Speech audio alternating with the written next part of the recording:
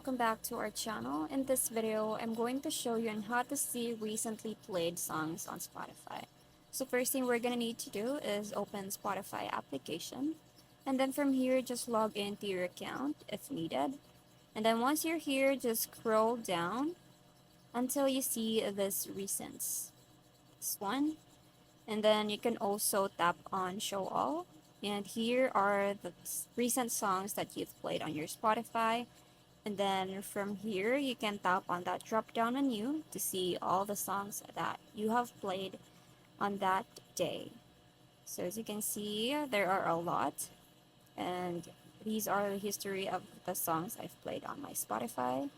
And that's basically it. That's how you see recently played songs on Spotify. I hope you found this video helpful.